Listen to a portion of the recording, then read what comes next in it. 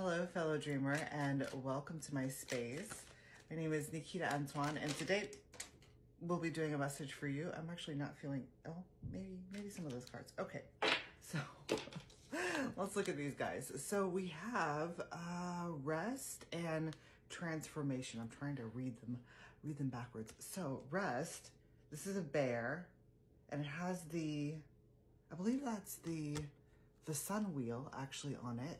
So this is talking about being in tune with your surrounding, like nature in a sense, being very much in tune with that and allowing it to actually, oh, this is so fascinating because this is the Hermetic symbols, the Philosopher's Stone.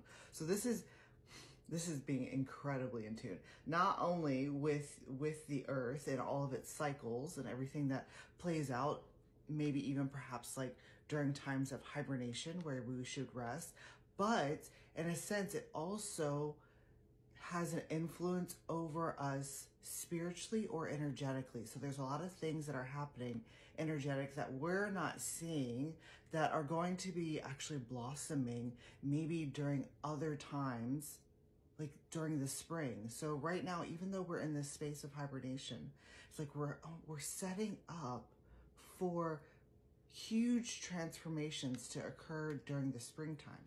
Okay, very fascinating. So this message, it is timeless. So whenever it finds you and resonates, and it is yours at the time in which you find it. I'm using a different deck today. I can't remember what it's called. I think it's like Wild Mystic or something like that. Because one of you asked for animal totems, so I'm doing that for you. So let's look at the underlying energy for you, for the collective. And we have we have the spider. I know this so very well. So, all right. The spider or crate is showing up as your underlying energy. And this is a supportive element.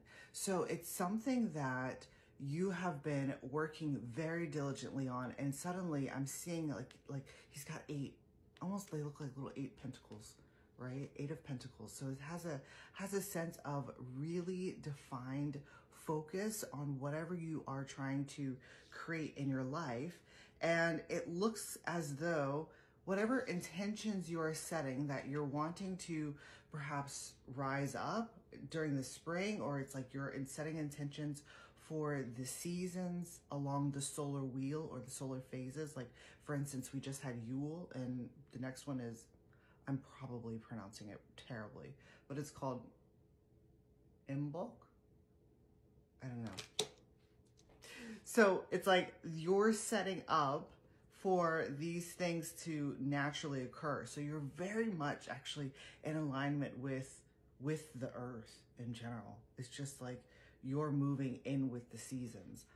And so with this create card showing up as your underlying energy, it seems as though maybe that there are some specific things that you are physically making that are going to be representations of what you will be seeing that is transforming later, like later and down the road, perhaps during the next season or something like that. Okay, so let's see where that bridging energy, where this energy of what you're creating is going to take you.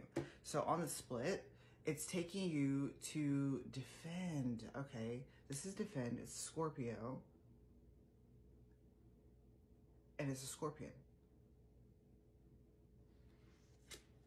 A lot of insects. Lots of insects. Okay, so this one, what I'm seeing is that what you're creating is, in a sense, it's putting almost like a protective shield or some type of protective mechanism around your creation. So it's like I'm thinking of a seed. When you put a seed into the ground, there's actually like a barrier between it and and its environment. And it's only when the time is right that it will break out of that environment. So this is bridging us into a space. So we've kind of got a lot of the ingredients, if you will, that are being set into the seed or into the intention, right? And so now the next step is to actually build, in a sense, a fortress around all of those little intentions, the things that we're wanting to transform and come into being later down the road. But the timing has to be right. That's what this is talking about. It's like there is a timing issue, in a sense, where it would be better suited for whatever this is to come into play later, not now. And so right now, the best thing to do is to create some type of protective barrier around what you are wanting to create, so that when it does come into being, it can, well, it'll have better like survival skills or survival instincts. Like it'll be better off with that Scorpio energy. All right, so let's look at the overall energy today.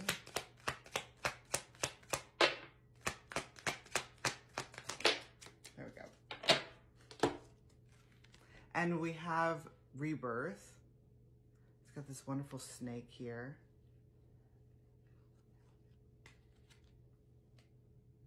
And what I'm sensing with this is like, this is us, in a sense, that it is following it's like following the trends of the season. So by recognizing the trends of the season, recognizing what all of the other animals are doing at this time, it's actually kind of giving us a heads up about what we should be doing. It makes sense.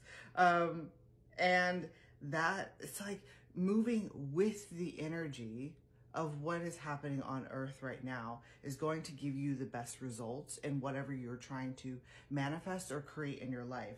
And so it's like all of these are like cold. All of these are very like cold-blooded or insect creatures.